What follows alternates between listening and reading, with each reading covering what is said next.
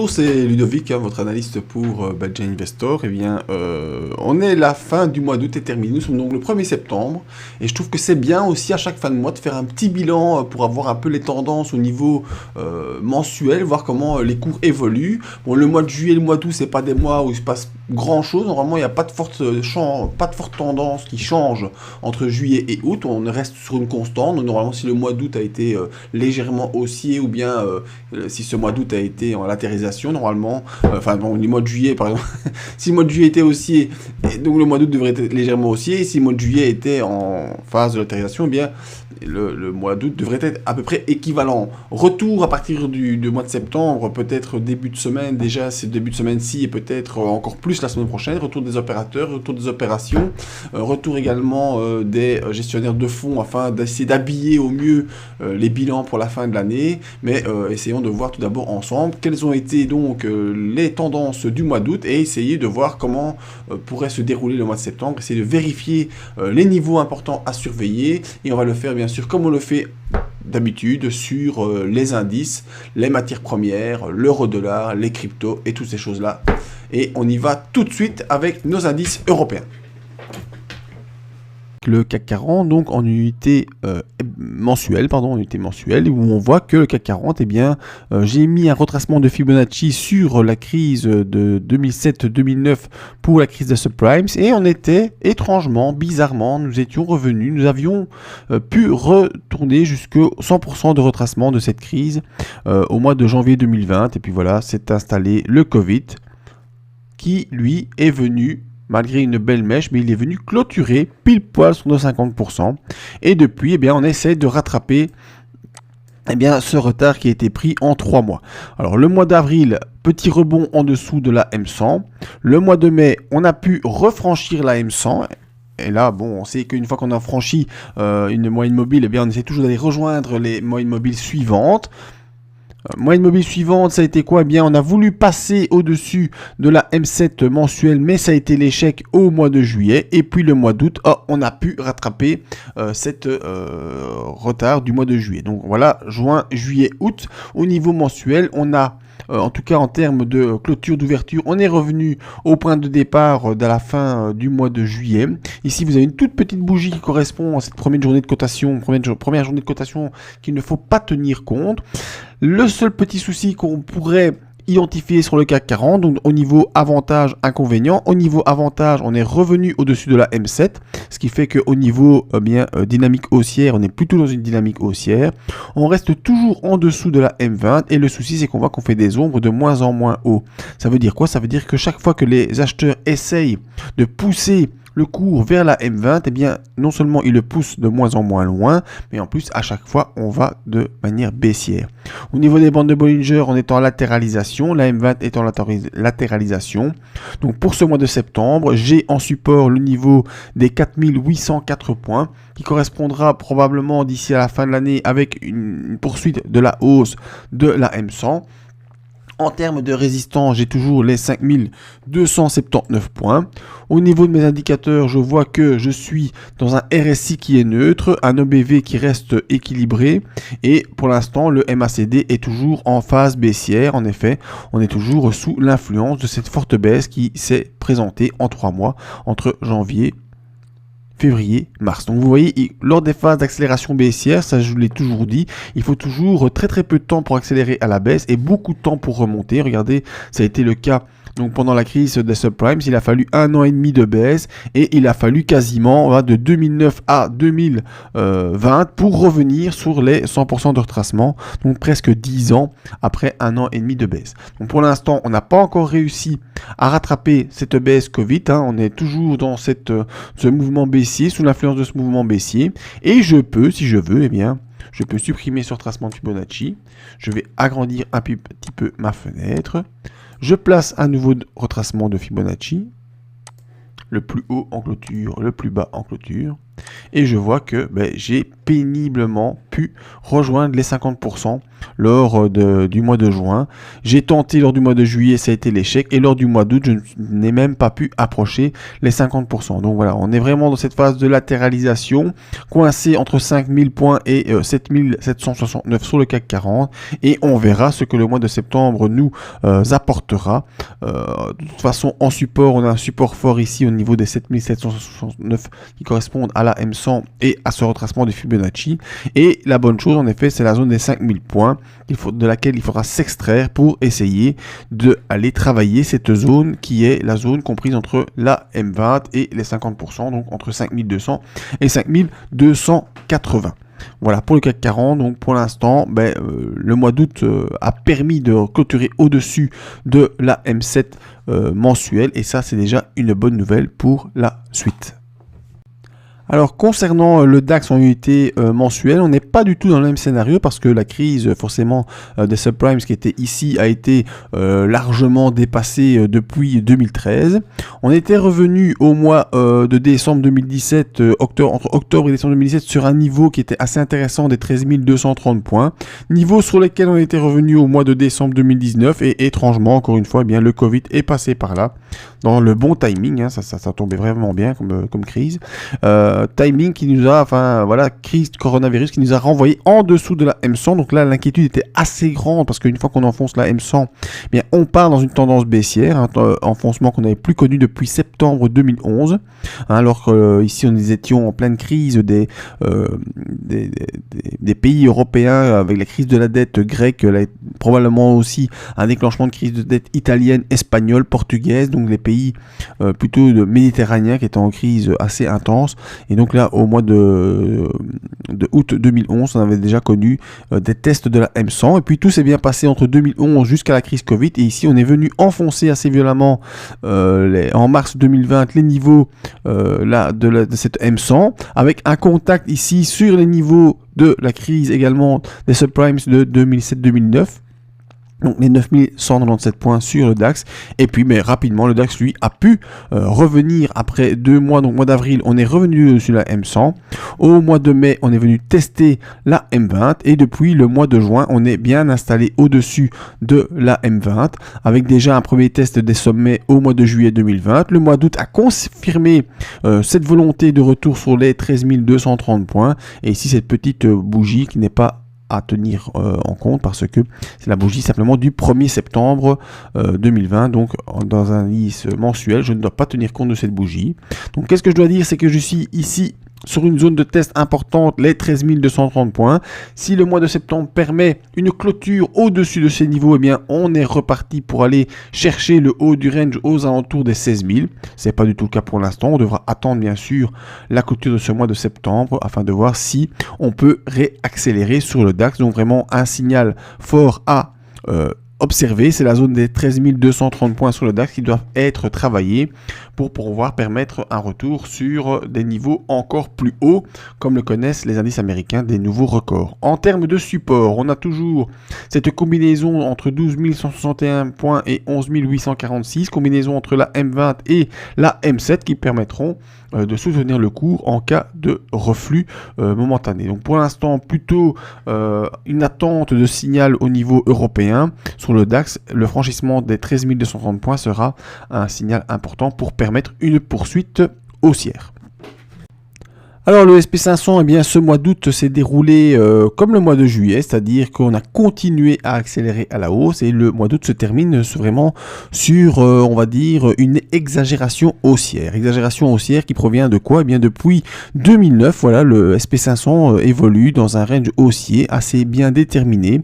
Un range haussier qu'on avait pu rejoindre en janvier 2020 et également au début du mois de février. Et puis est arrivée la crise Covid qui est venue en termes de volatilité toucher la M100. Voilà une des raisons pour lesquelles j'utilise la M100. On voit que ce sont des niveaux qui sont intéressants à pouvoir travailler et à surveiller. Donc on est venu quasiment toucher la M100 lors du mois de mars et le cours a pu clôturer dans le range haussier. Donc même en pleine crise Covid, la tendance haussière de long terme sur le SP500 n'a jamais été remise en cause. Au mois de avril, on avait déjà quasiment recomblé toutes les pertes du mois de mars avec une clôture au-dessus de la M20. Au mois de mai, on a pu clôturer au-dessus de la M7 et depuis qu'on a clôturé au-dessus de la M7, eh bien, il n'y a plus rien qui semble retenir le SP500 qui a continué à accélérer au mois de juin, au mois de juillet et qui termine le mois d'août en dehors de son range. Alors attention parce que quand même les exagérations haussières c'est jamais très bon. Souvent on a des corrections. Quand je vois les indicateurs, il n'y a pas de... Pour l'instant, pas d'indice technique qui me montre que cette phase haussière va s'arrêter. Et j'ai un objectif pour le SP500 à 4163 points dans un timing qui est encore très difficile à déterminer. Là, il y a encore environ 20%. 18-19% à faire sur le SP500. Je peux essayer de timer cela avec une fourchette de Andrews. On va essayer. Voilà, ici, là et là. Donc je vois que je suis dans une fourchette de Andrews qui est haussière, mais légèrement haussière. J'ai un objectif ici pour le mois d'avril 2022. Donc j'y suis pas encore. Ce qui peut arriver avec une fourchette de Andrews, c'est lorsqu'on vient tester le haut de la fourchette, ici en l'occurrence les 3604 points, je vois c'est marqué à l'extrême droite, eh bien je pourrais revenir sur la médiane et refaire ce genre de figure. Donc revenir sur la médiane, ça voudrait dire que si je reviens vers la médiane, ben, je réintègre le range haussier et puis seulement après je peux repartir vers les points les plus hauts. Donc, je ne sais pas si c'est ce scénario qui va se faire, mais tout le monde est assez d'accord pour dire que voilà, les valorisations américaines sont un petit peu hautes. En effet, on est en phase d'exagération haussière par rapport au trend qui nous tient depuis 2009. Et donc je ne sais pas comment ça va continuer à évoluer. Il faudra surveiller donc cette fourchette de Andrews avec un point haut pour le mois de septembre situé vers les 3600 points et on verra si le SP500 peut s'extraire par le haut de cette fourchette de Andrews, auquel cas eh bien, on pourrait rejoindre assez rapidement les 4163 points, mais nous n'y sommes pas encore. Concernant le Nasdaq, qui est vraiment la star de cette post-crise Covid, eh bien le Nasdaq, on le voit depuis 2009, ne fait que accélérer dans une courbe qui pour moi me semble exponentielle. Et ça, c'est un peu mauvais quand vous avez une courbe exponentielle parce que bien souvent, eh bien, vous devez avoir une correction. On a déjà fait ici 4 bougies qui sont complètement en dehors des bandes de Bollinger. La dernière n'a quasiment pas touché les bandes de Bollinger. Donc, plus que probablement, on doit avoir un retour vers des niveaux proches de la M20, donc niveau qui serait proche des 9000 points. Je ne sais pas quand est-ce que ça pourrait arriver, mais là pour l'instant on est vraiment trop haut, on est vraiment trop loin. Quand on prend les indicateurs, on voit que le RSI mensuel approche des 80 et de ceux qui connaissent mes analyses savent que au niveau des impulsions, une fois que le RSI dépasse les 80, eh bien c'est souvent précurseur de signes baissiers. Si je passe au niveau hebdomadaire, je vois que mon RSI est à 77, donc toujours ces risques d'inversion baissière. Et là, j'ai un objectif baissier plutôt vers les 9620 points. Et si je prends l'unité journalière, j'ai aussi un RSI proche des 76 sans tenir compte de cette journée du 1er septembre qui n'est pas terminée. Et je vois également que mon cours est au-dessus d'un range haussier qui nous tient depuis le 15 avril. Donc j'ai beaucoup d'éléments qui me font penser que le Nasdaq devrait corriger. Pour l'instant, c'est pas le cas. Tant que ça monte, eh bien, on le suit. Ceux qui savent, n'est-ce pas Gérard, tant que ça monte, lui, il suit. La raison, c'est la théorie des impulsions, c'est de suivre le plus loin, le plus haut possible. Mais là, j'ai plutôt l'impression qu'on arrive au bout de quelque chose. Donc je dis attention, méfiance. C'est peut-être pas le moment de prendre de grosses positions sur le Nasdaq parce que j'ai moi plutôt le sentiment qu'on irait corriger vers cette zone-là, vers la zone des 9000 points. Quel serait le déclencheur? Ça, je ne sais pas vous dire, je ne sais que constater, mais clairement, c'est pas le moment de rentrer sur le Nasdaq, à mon sens, à moi, selon mes analyses, selon ce que je peux voir des graphiques. On est dans une courbe exponentielle qui pourrait bientôt se terminer, et nous verrons si la théorie peut malheureusement se vérifier. Alors concernant le pétrole Brent en unité mensuelle, eh bien en effet, comme tous les autres actifs, lors de cette crise Covid, il a également corrigé. Nous sommes passés d'un niveau de 71 dollars avec un point bas vers les 27,9, même une extrême volatilité qui a entraîné le cours jusqu'au 19,65. Et là, vous savez, je vous ai déjà expliqué plusieurs fois mon avis, le pétrole ne peut pas rester longtemps en dessous des 25, sinon c'est tout le monde qui fait faillite. Donc en effet, il n'est pas resté très longtemps en dessous des 25. Mais malgré tout, la reprise économique n'est pas encore vraiment là, même si les valorisations boursières, en tout cas pour certaines, remontent plein pot. On a quand même pu refranchir la M7 à la hausse, donc ça c'est un bon signal pour une poursuite haussière des cours en direction de la M20. Et moi j'ai un objectif pour cette année, suite à la crise Covid, des 50 dollars. On n'est pas loin, on n'y est pas encore. Il reste encore presque 10% à faire pour rejoindre les 50 dollars. Et on voit que techniquement, eh bien, on pourrait aller rechercher la M20 qui se situe pour l'instant vers les 56. Alors, essayons de passer maintenant ensemble sur l'or en dollars. L'or en dollars qui est dans un range haussier aussi, qui tient depuis un petit moment, depuis le mois d'octobre 2018. Accélération, déclenchement d'impulsion au mois de juin 2019. Voilà, on voit qu'on était dans un range qui tenait bien le cap. On a dépassé les plus hauts de 2011 lors du mois de juillet, et ici le mois d'août marque plutôt une indécision. Voilà, on fait ici un doji en haute vague, et ce genre de doji en haute vague après une grosse bougie verte qui est clairement une exagération haussière, comme on a connu également en 2011, une exagération haussière qu'on avait connue au mois d'août 2011 qui a été corrigée au mois de septembre 2011. Et bien on risque de revivre la même chose, donc exagération haussière au mois de juillet, ici phase d'hésitation.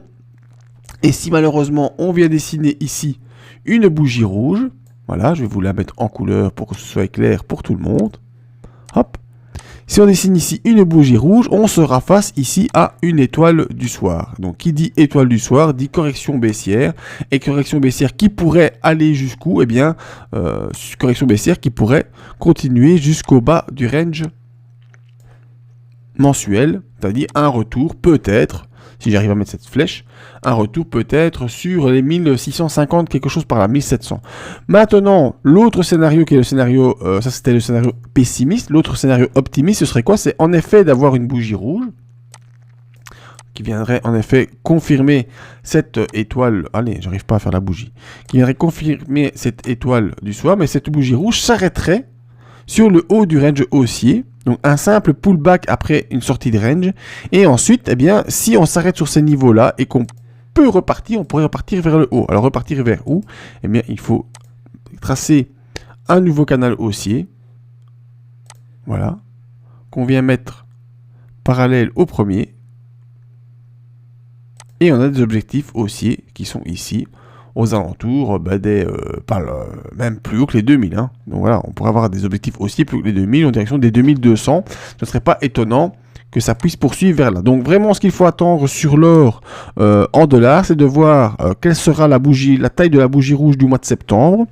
Attention parce que les doji, c'est pas toujours précurseur de la formation d'une étoile du soir. Ça peut être simplement un doji d'hésitation. Donc une petite latéralisation qui viendrait toucher ici le haut du range haussier, du premier range haussier, pour repartir également vers les 2200. Donc vraiment à surveiller. Concernant l'argent en dollars, eh bien, on est dans une grosse phase d'accélération qu'on a déjà connue au mois de juillet et qui se confirme au mois d'août. Au niveau des indicateurs d'impulsion, on n'a pas d'exagération pour l'instant, donc on peut encore un peu continuer.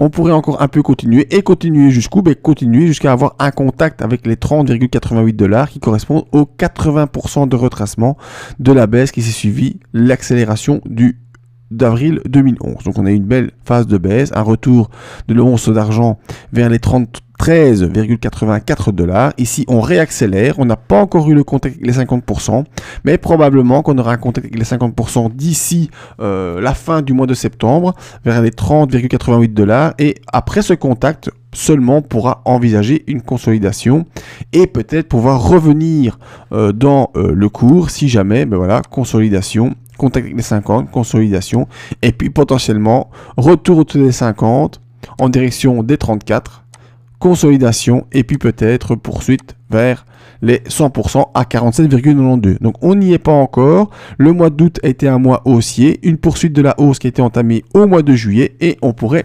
peut-être poursuivre sur l'argent en dollars. Alors si je vous parle de l'or et de l'argent en dollars, on est obligé d'aller faire un tour sur le Forex.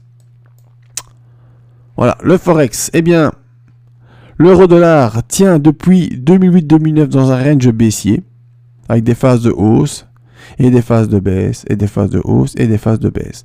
L'intéressant pour les Américains est de voir cet euro-dollar qui augmente. Comme ça va affaiblir le dollar. Mais bon, les Européens sont là aussi face à eux avec la Banque centrale pour essayer d'éviter cela. Malgré tout, je constate que sur ce mois d'août, eh bien, on a des signes de retour haussier de l'euro-dollar. On sort des bandes de Bollinger, on franchit la M100, on donne un signe d'accélération haussière sur l'euro-dollar et donc ce signe est à suivre avec un test qui devrait se faire avant la fin de l'année des 1,24 $, 1,24 sur la paire euro-dollar, pardon. Et si on franchit ces niveaux, cela confirmera une progression, une inversion de la tendance baissière qui tient depuis 2008 avec un retour d'un dollar de plus en plus faible, une augmentation de l'euro-dollar et donc un test des 1,24 à attendre.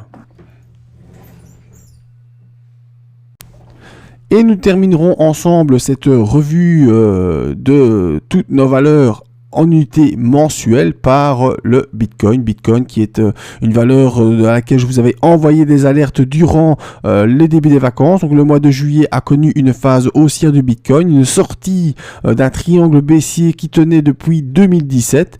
Cette sortie au mois d'août s'est un peu confirmée sur le Bitcoin. En tout cas, on reste au-dessus des niveaux ici des 10 807 $ qui reste un niveau de support. Peut-être qu'on va venir faire une consolidation en direction des 9310, un petit pullback sur mon oblique l'oblique de mon triangle baissier, mais après ce pullback, moi je reste convaincu qu'on pourra repartir vers le haut et l'objectif est d'aller rejoindre de toute manière les 13 869 $ qui sera le test haussier. Si on arrive à franchir cette zone, et bien là on part vers autre chose, on pourra se mettre des niveaux de retracement de Fibonacci afin de trouver des objectifs plus élevés. Donc si on franchit les 100%, ensuite on pourra peut-être viser les 20 346 $ sur le Bitcoin côté en dollars donc, et à surveiller ici peut-être un pullback au niveau des 9310, mais vraiment l'objectif, façon d'un premier objectif est là vers les 13 869 et si on franchit cet objectif, eh bien gardez en tête les 20 346 qui pourrait être une chose à suivre. Alors autre chose également qui m'a intéressé, c'est l'Ethereum. Si j'arrive à vous le trouver, attendez, je cherche un petit peu parce que voilà, Ethereum USD ici, qui lui vraiment une belle impulsion haussière depuis le mois de juillet, ouverture des bandes de Bollinger, on accélère vers le haut et les objectifs sont également assez clairs à aller rechercher. Et bien voilà, les 50% d'abord vers les 606 $ et si on franchit en unité mensuelle les 606 $, on pourra viser un retour vers les 1111 $ pour l'Ethereum. Voilà ce qui faisait le tour de toutes nos valorisations, le bilan mensuel. Je vous donne rendez-vous samedi matin 11 h sur la chaîne YouTube afin de revoir ensemble l'analyse de tous ces actifs mais en unité journalière pour du court moyen terme. Ici c'était vraiment le bilan mensuel et je vous donne rendez-vous le mois prochain pour un nouveau bilan mensuel. Et voilà ce petit bilan technique de nos valeurs qui sont en suivi quotidien, bilan mensuel, toujours intéressant pour savoir de où on vient et vers où on va, toujours essentiel. Maintenant, je vous invite à venir nous rejoindre tous les samedis matins à 11 h pour faire une analyse complète du marché au niveau des unités journalières et hebdomadaires. Venir également poser des questions sur les valeurs qui vous intéressent. On les analysera ensemble et on essaiera de vous aider dans la progression de votre trading. Toujours prendre le flux dans le sens vers lequel il se dirige, toujours plus facile à suivre et l'analyse technique, eh bien, quoi qu'on en pense, ça vous aidera à prendre des bonnes décisions et surtout à éviter de prendre des mauvaises. Je vous donne rendez-vous samedi prochain, je vous remercie, n'oubliez pas de vous abonner dans le fond de la vidéo, mettre un petit pouce si ça vous a plu et partager tant que vous voulez. Merci à tous, à bientôt.